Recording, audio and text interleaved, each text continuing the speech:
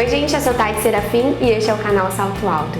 E no programa de hoje a gente vai falar sobre amamentação.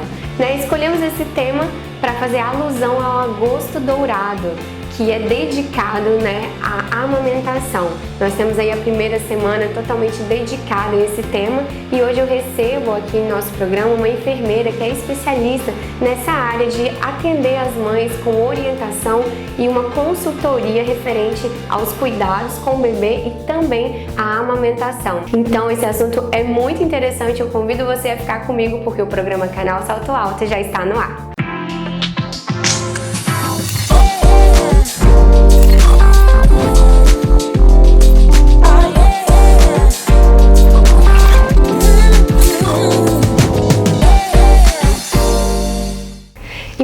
Sobre a amamentação, eu recebo aqui em nosso estúdio hoje a Natália Modenese, que é enfermeira e consultora de aleitamento e cuidado materno-infantil. Obrigada pela presença, Natália. Imagina.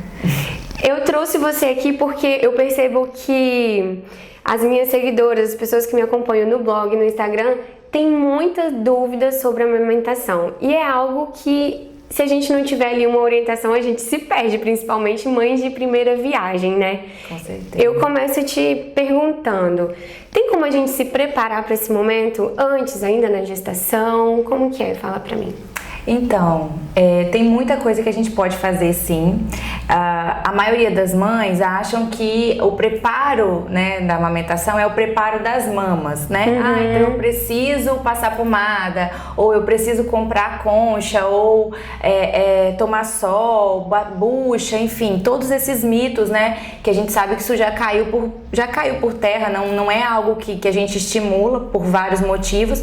E o maior preparo que a gente pode fazer na amamentação, na verdade, é o preparo da informação, você se munir de capacitação, se capacitar, adquirir conhecimento sobre aquilo ali, de como você vai agir, naquela situação. Então, aquelas dicas, de esfregar, por exemplo, vamos esfregar a bucha no mamilo, na mama, para poder fortalecer. Então, isso não é recomendado mais. Nem o sol? O sol tem assim uma questão, ele não vai fazer mal desde que ele saiba ser usado. Qual que é o problema? Geralmente fala assim, vamos expor a mama ao sol. E aí a gente sabe que a gente mora num país onde existe uma radiação muito grande. Forte, E aí que horas essa mãe vai se expor? Quanto tempo? Quantas vezes? Com qual frequência? Então assim, você pode estar expondo também a um risco, Então tudo tem que ser só a exposição ao sol, por exemplo, não vai fazer mal, mas também não vai evitar os problemas no futuro, por exemplo, previamente. Isso isoladamente não vai interferir tanto, muito mais vai interferir na sua orientação, no que você vai fazer, como você vai conhecer ou identificar às vezes, mesmo durante o pré-natal, quais são, por exemplo, eu tenho um problema, vamos supor, fiz uma cirurgia de redução de mama, e aí, eu posso amamentar? O que vai interferir? Como é que eu posso fazer para que eu evite outros problemas mais pra frente, Ou paciente que tem algum problema na gravidez, diabetes, ou tem uma situação de mamilo plano, Alguma situação que possa prejudicar, não estou dizendo que vai, mas que possa prejudicar. Então essas avaliações podem ser feitas previamente e já ter orientação adequada para como agir. E mesmo a mãe que não tem problema, entre aspas, nenhum, ela pode sim, durante essas informações, com essas orientações, a gente tem aí várias ferramentas, profissionais, vários profissionais capacitados que dão um curso, ou mesmo na internet, quando a gente, obviamente, encontra alguém com seriedade, confiável, que fala sobre o assunto, acompanha, não é acompanhar opiniões pessoais, sim profissionais que habilitados, capacitados para falar sobre isso, Você já está adquirindo conhecimento, leitura, enfim. Porque a gente às vezes acha assim, eu não tenho nenhum problema, meu mamilo é normal, meu bebê, então eu não preciso de me orientar antes, eu não vou ter problema? Claro que não. A grande parte das mães que eu atendo, por exemplo, não tinham problemas nenhum, teoricamente, assim, E encontraram dificuldade da mesma forma. Entendi. Igual, por exemplo, eu quando eu achei que Helena já ia nascer, já ia pegar o peito. Eu vejo algumas fotos, né? A neném tá lá cortando o umbigo e ainda já tá lá grampada no peito e tal. E eu acho tão legal, assim, e foi muito difícil pra mim, porque ela não pegava, eu não tinha essa orientação, né? Apesar de eu ter lido muitas coisas, acho que vivenciar ali é bem complicado. Então essa parte não só teórica, mas ali na prática, né? Sim. Acho que é muito importante. Até de pegar o bebê, né? Como seguro. E como que ele pega o peito. Eu vi que você trouxe até alguns itens aqui pra mostrar pra gente. A Natália, gente, eu pedi pra ela pra trazer, pra mostrar pra gente. Vamos começar pela pega, então, já que a gente tá falando dessa situação. Não é um bebê de verdade, mas acho que já vai dar muita orientação pra quem tá nos assistindo e tá com dificuldade também, né, Natália? Isso aí. Bom, uma coisa fundamental é que a gente precisa entender que o bebê, o ideal, isso não sou eu que estou falando, isso vem da Organização Mundial de Saúde, Ministério da Saúde, todos os autores especialistas na área, eles colocam o seguinte: uma das coisas que mais garante o sucesso na amamentação, que ajuda muito no sucesso da amamentação, é a amamentação na primeira hora de vida. Ou seja, esse bebê, ele nasceu e ele vai receber, nesse primeiro momento ele já vai ter o contato pele a pele com a mãe e ser colocado a mama, se for o caso. Não quer dizer que ele vai sugar naquela hora, mas ser colocado e permanecer ao lado da mãe nessa primeira hora.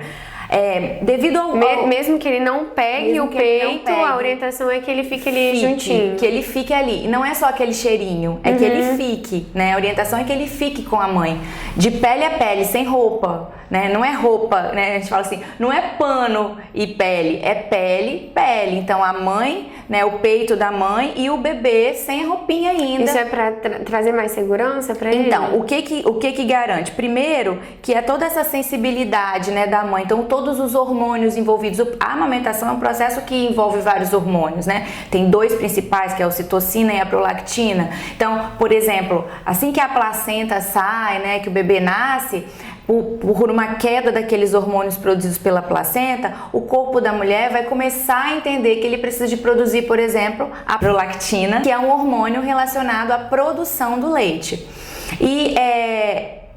E o outro hormônio, que é a ocitocina, que é relacionado à ejeção do leite. Então, a prolactina vai estimular as glândulas mamárias a produzirem o leite, e a ocitocina estimula esse leite a ser ejetado pelo mamilo.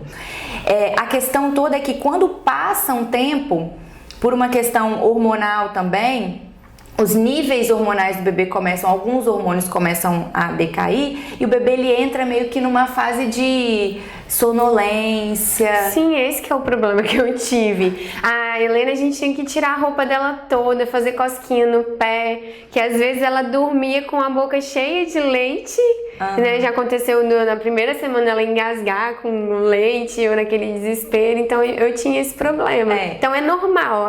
Então, acontece. Por isso que quando eu retardo, isso aí eu tô falando assim, pra descida do leite da mãe, quando eu retardo essa aproximação desse bebê com essa mãe, quando eu vou oferecer a mama, por exemplo, passou 2 horas, 3 horas, geralmente em torno de 3, 4 horas é quando o bebê entra nessa hipoatividade, né? Então, passada 3 horas é a hora que eu vou colocar esse bebê para mamar. Ele vai estar em hipoatividade. Ele vai estar com esses reflexos menos aflorados. E aí é quando eu coloco e falo, mas meu bebê não pega. Olha, o bebê não pega, o bebê não suga. E a gente faz, o bebê não suga, não pegou o peito, não pegou o peito, não pegou o peito. Aí é nessa hora que às vezes entra o complemento já na maternidade ainda. E aí começa um ciclo. Mas isso só é possível no parto normal? Claro que não. Na cesariana também? Também. Não. Isso, na verdade, é uma questão de organização mesmo do serviço. É claro que nós temos toda uma mudança de um sistema, que não é de uma hora para outra. Então, aí teve esse contato que você falou, aí vamos então para a amamentação. Isso. Qual seria a pega correta para eu ter certeza que o bebê vai conseguir sugar de maneira correta? Bom, então vamos lá. Primeira coisa é que a gente acha que a gente coloca o peito e deixa e o bebê pega sozinho, né? Geralmente a gente vai, bota o bebê aqui assim, né? Assim, faz aquela... Isso aqui é como a maioria das pessoas faz. Faz a pinça e deixa aqui. E aí o bebê pega. né? Isso não garante, essa forma muitas vezes dificulta o bebê de fazer uma pega correta, porque a pega correta não é só a boquinha de peixe, o bebê precisa estar com a boca completamente cheia, a gente fala que a pega tem que ser assimétrica, então o bebê tem que pegar mais a parte de baixo, menos a parte de cima, ele tem realmente que pegar a grande parte da areola, porque quando ele suga o mamilo não sai leite, os ductos, né, eles estão mais para trás, então normalmente quando ele vai fazendo esse movimento, né, de sugar nessa região é que o leite vai sendo ejetado, e o contato da boca do bebê com a mama, com a região da areola e do mamilo, vai levar para essa mãe sensibilidade, né, de que o bebê está sugando e vai estimular a produção daqueles hormônios que eu falei. Então, uma das melhores formas de você posicionar o bebê nessa posição senta, claro, tem várias formas de pegar, deitado, né, enfim, não vou falar todas as posições, sim, né, mas uma das formas que a gente fala que é a melhor forma é que a gente chama de condução cervical, que é quando a mãe com o braço, normalmente a gente coloca o bebê nessa posição, e aí você utiliza, né, os dedos para segurar a região cervical do bebê, não é a cabeça, é a região cervical. Com a outra mão você vai segurar a sua mama, né? Vai fazer em forma de C e nunca em forma de pinça, sempre em forma de C. Então você vai fazer uma prega mesmo para facilitar, lembrando que a boca do bebê é muito pequena. Então é difícil para ele abocanhar essa região porque a boca é pequena.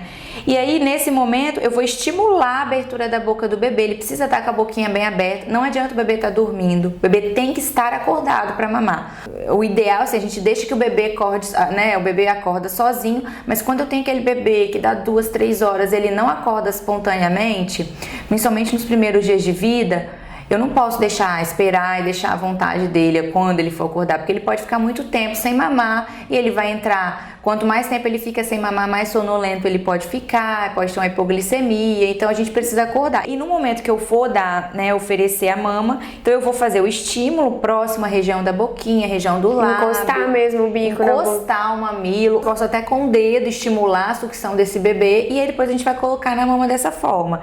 Então, com a mão, né, como eu falei, daquele jeito aqui.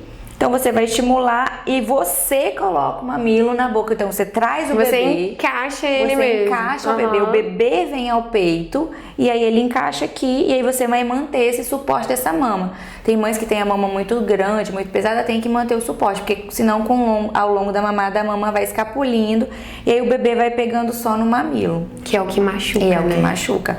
Tá doendo, você tem que parar e reposicionar o bebê. Não vai deixar ele mamar dessa forma, porque se tá doendo, continua.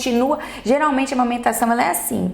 No início, logo que o bebê abocanha, dói um pouquinho. Depois aquilo para. É só naquele iniciozinho, aqueles primeiros segundos. Depois para. Se permanece doendo, tem alguma coisa errada. Você vai ter que tirar e colocar de novo. Entendi. Natália, nosso papo aqui, ó, cheio de dúvidas, cheio de coisa pra falar. Mas eu vou pedir para separar um pouquinho pra gente chamar um intervalo. E daqui a pouquinho a gente continua conversando aqui com a Natália Modenese sobre amamentação.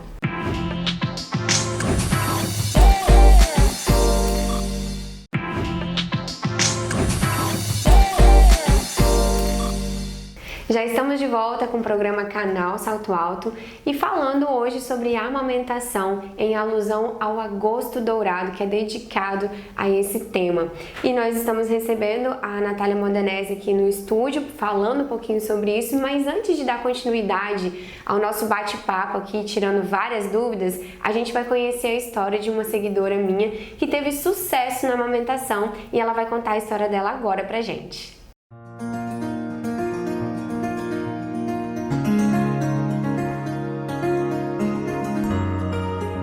Meu nome é Monielle, tenho 31 anos, sou mãe da Beatriz, de 4 anos, e da Elisa, de 6 meses. Hoje eu vim aqui para dar meu depoimento de como foi minha experiência com a amamentação. Inicialmente, eu acho importante falar que a minha família não é família que teve sucesso na amamentação, né? A família do meu pai, ninguém nunca amamentou, a família da minha mãe, ninguém conseguiu amamentar, minha mãe não teve sucesso em me amamentar e meu irmão. Então, assim, a rede de apoio sempre foi no sentido assim, a gente não amamenta mesmo, é difícil, a gente dá mamadeira. E aí, na minha primeira filha, na Beatriz, de 4 anos, quando eu fui amamentar ela, eu vi quão difícil foi, né? e eu tenho os 2 bicos dos seios invertidos e eu não consegui amamentar ela. Posso dizer que ela não foi amamentada, porque eu amamentei a Beatriz 22 dias. E desde a primeira, no hospital já eu comecei a usar o bico auxiliar e na época aqui em Linhares não existia consultor em aleitamento materno. E também até hoje aqui em Linhares não tem banco de leite. Então eu ficava sem ninguém poder me auxiliar, era buscando mesmo ajuda sozinha. E aí, com 22 dias, não teve mais como eu continuar amamentando, era muito sangramento, fissuras. E ela também já estava no complemento, tomando mamadeira, e eu vi que não estava fazendo benefício nenhum à amamentação, só malefício. E aí, quando eu engravidei novamente, eu falei, agora eu quero que a história seja diferente. Então, eu procurei a Natália, que é consultora em aleitamento materno, e também procurei ela por ela ser consultora do sono. E aí eu chamei a Natália, ela fez uma consulta aqui em casa, uma consulta de pré-natal, me explicou como era a amamentação, me deu vários auxílios sobre rede de apoio, como que deveria ser, me preparou para a dificuldade que seria amamentar um bebê com uma criança de 4 anos em casa. E aí, quando a Elisa nasceu, já no hospital, a Natália que ela foi me atender, ela viu que a Elisa tinha o freio curto. O que é isso? Língua presa. Quando eu levei a Elisa na pediatra, que eu escolhi para acompanhá-la, ela tinha perdido meio quilo. Então ela perdeu muito peso. E aí a gente teve que entrar com complemento. Como eu precisei entrar com complemento, eu conversei com a Natália novamente e a gente começou a fazer translactação. Só um parêntese, existe uma lei que no hospital é obrigatório fazer o teste da linguinha quando a criança nasce. E quando a Elisa nasceu, não se fazia esse teste aqui em Linhares. Então, se tivesse feito esse teste no hospital, ela já teria feito o procedimento no hospital, não teria perdido esse peso que ela perdeu e pode ser que eu não tivesse que entrar com complemento, isso a gente não sabe, né? E aí ela começou a mamar melhor, começou a ganhar peso, mas como a gente começou com a translactação, eu não consegui retornar. Até hoje eu faço translactação. Eu brinco que a Natália fez um trabalho tão certo que a Elisa não aceita nem chupeta, nem mamadeira, é só o meu bico do peito. E hoje ela está com 6 meses e eu me sinto muito vitoriosa por ter chegado até aqui, por até hoje ela estar amamentando. Ela está sendo amamentada, né? Ela consome o melhor alimento do mundo. Eu sempre faço o meu melhor, eu quero ser a melhor mãe que a Elisa pode ter. E quando eu fracasso, eu sei que eu fiz o meu melhor. Então as noites às vezes são difíceis, né? Amamentar cansa, eu não sabia que cansava, né? Eles tiram as nossas forças, né? O nosso corpo cansa para produzir o leite. E também tem aquela situação, o leite é pouco, né? Quando você dá mamadeira, ninguém fala que é fome. Quando você amamenta, é sempre fome. Chorou é fome, não dormiu é fome. E não é bem assim. Então eu acho assim, o que eu posso falar para vocês, primeiro, não desista da amamentação, né? Faça o seu melhor, todo mundo sabe, uma hora que chegou o seu limite, paciência, você fez o seu melhor. A Beatriz, graças a Deus, é uma criança saudável, apesar de ter sido amamentada só 22 dias. Aqui, ó, como ela é saudável, né, filha? E é isso, e muito obrigada por estar aqui.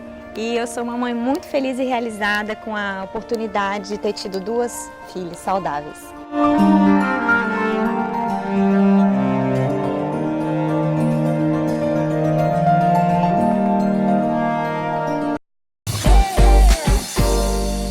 Tem como a gente estimular a produção do leite? Bom, primeiro a gente precisa entender, né, que o bebê, ele nasce com o estômago muito pequenininho, né? Então eu trouxe aqui pra gente poder ver, então, no primeiro dia, por exemplo, o estômago, o volume que o bebê suporta no estômago dele... É só isso daí? É só isso aqui. Em torno de 5 ml. Então, assim, ó, aquele pouquinho que sai já é o suficiente. As gotinhas de colostro, né, que sai, porque o colostro, ele realmente, o volume dele é bem menor do que o volume do leite. Quando a gente fala que teve a descida do leite ou a pojadura, o volume é muito maior do que o volume do colostro. Sim. Então, ele é realmente muito pequeno. Porque o bebê, ele não precisa de um volume grande naquele momento. Então, a gente tem que entender que é normal, é fisiológico. Todas as mulheres, geralmente, vão demorar em torno entre 2, 3 dias até mais ou menos um uns 5 dias para ter a descida do leite. A média de tempo que o leite demora, né, que a gente chama de descida do leite, é em torno de 3 a 5 dias. O que a gente pode fazer para estimular a mama nesse momento é massagem. Então a massagem, né, na mama, nesse momento ela ajuda muito. Então a mãe pode massagear mesmo a mama. A massagem ela vai ajudar tanto na produção do leite, ajudar nesse momento para vir mais rápida a produção, como também vai ajudar a evitar, por exemplo, a famosa mama engurgitada ou empedramento, né? A minha mama está empedrada, meu leite está empedrado. Então a massagem é uma das coisas que é fantástica para a mãe. Ela precisa aprender, saber fazer essa massagem, quando fazer e como fazer essa massagem. Ainda na gravidez ela já pode aprender e já lançar a mão desses recursos. Então, aquele bebê que, por exemplo, por algum motivo não pôde ser colocado na mama logo no início, a mãe vai precisar fazer massagem várias vezes e até mesmo usar a extração, né, com uma bomba, enfim, ou extração ordenha manual para estimular a produção do leite. Porque se não houver estímulo, não há produção. O seu corpo não entende. Ou há, mas ela fica muito atrasada. Ela vai demorar mais tempo para acontecer. E nesse aspecto também, até a forma do bebê pegar no peito, se ele pega de forma inadequada, também vai atrasar mais, porque ele não está estimulando como ele deveria. Assim como a utilização também dos famosos bicos. Bicos de silicone. Que na verdade eles são bicos, a gente chama de bico intermediário, né? Ou bico de silicone, é muito famoso, né? Muito sugerido. E o que acontece com o bico de silicone? Então, primeiro que ele faz uma barreira entre a boca do bebê e a sua pele. Então, lembra das terminações nervosas, da sensibilidade? Então, ele atrapalha essa sensibilidade, porque tem uma barreira entre a boca e a pele. Quando o mamilo da mãe encosta no céu da boca do bebê e a mãe percebe, sente, tem essa sensação, ativa também o reflexo da ejeção, que é a produção da ocitocina, vai ativar o reflexo da ejeção do leite. Então, se tem alguma coisa que bloqueia, isso pode levar, não imediatamente, mas a um curto ou longo prazo, uma diminuição também da produção desse leite. E o contato ali também gera um atrito, né? Porque eu lembro que quando eu comecei a usar, eu senti muita dor. Sim. Que já tava doendo. Aí eu falei, vou colocar pra proteger. Na verdade, atrapalhou mais ainda. Porque é um silicone. Sim. Né? E ele vai roçando ali, fazendo um atrito. Enquanto o bebê vai sugando, aquilo ali vai. E aí, se o bebê não estiver pegando certo, a dor vai continuar. Porque o que faz doer é a pega incorreta, normalmente, ou a presença de uma lesão. Aí a gente chegou a essa parte aí. Aí feriu o meu peito. Primeira coisa, se tá ferindo, se doeu, se tá doendo ou tá ferido, precisa investigar. Então eu preciso avaliar a mãe e avaliar o bebê também. Existem algumas situações, por exemplo, que o bebê pode estar ou com reflexo, por exemplo, a gente chama de um reflexo mordedor. Ao invés do bebê estar sugando a mama, né, ele tá como se estivesse mordendo. E aí por isso que a gente implica tanto com os bicos artificiais, né? Por exemplo, a chupeta, a mamadeira, o bico de silicone, porque esses bicos artificiais, eles fazem o que a gente chama de confusão de bico. Então essa confusão de bico, uma das coisas que ela vai levar é essa mudança no padrão de sugar para morder. Para ajudar, né, a lesão, uma das coisas que a gente pede muito é que essa mama fique, primeiro, que ela não tenha contato com a roupa, né? Porque cada vez que ela encosta no sutiã, cada vez que ela encosta na roupa, aquilo ali vai colar, né? Sim. E aí vai acabar machucando no momento que você for retirar. Bom, então assim, o que a gente acaba usando a concha, né, para evitar que isso aconteça, e aí ela faz essa compressão, a mama já tá bem cheia, né, nesse momento de engurgitamento e tal. Eu comprimo aquilo ali, então eu posso levar, por exemplo, a uma obstrução de ducto, e sem falar que aquele ambiente ali úmido e tal, ele fica propício, por exemplo, para o crescimento de fungos. Então, por isso que a gente recomenda sempre a utilização do rolinho, que você pode... Eu trouxe um modelo aqui que a gente compra na internet, enfim, pode, né? Mas a gente pode fazer em casa mesmo, com uma... eu fazia com fraldinha de boca mesmo, né? Você faz com uma fraldinha, né? Enrola, faz a coloca em volta do... Em volta. O objetivo é que o bico não tenha contato com o tecido da roupa. Isso aí. Entendi. Outra coisa que a gente pode estar fazendo é, terminou de amamentar, sempre você vai espremer o próprio leite e passar, porque ali a gente sabe que aquele leite ele tem imunoglobulinas, né? Ele promove ali uma hidratação e uma regeneração daquele local. A utilização de pomadas, né? Por exemplo, até durante a gravidez, às vezes tem fabricante que recomenda usar pomada no mamilo durante a gravidez, passar creme. Na verdade, durante a gravidez, o ideal é você não passar nada nesse mamilo. Se você vai usar creme, por exemplo, eu quero prevenir estrias, eu vou passar na mama, eu não passo na região da areola e nem do mamilo. Porque o creme ele serve para quê? Para afinar, hidratar e afinar a pele. Eu não quero que isso aconteça nessa mama. Na minha prática, eu não vejo muito resultado, sabe? Na utilização da grande parte das pomadas, assim, eu não vejo muito resultado. Bom, Natália, é um assunto que rende muita coisa, como eu disse desde o começo do programa, né? E como rendeu bastante o nosso programa hoje, gente, nós vamos segurar a Natália aqui e vamos continuar esse assunto no programa da semana que vem. E eu convido vocês e já espero vocês aqui na TV Sim Linhares, canal 16.1, pra gente continuar a falar sobre amamentação. Por enquanto, muito obrigada, Natália, pela sua presença aqui. Eu espero vocês na semana que vem.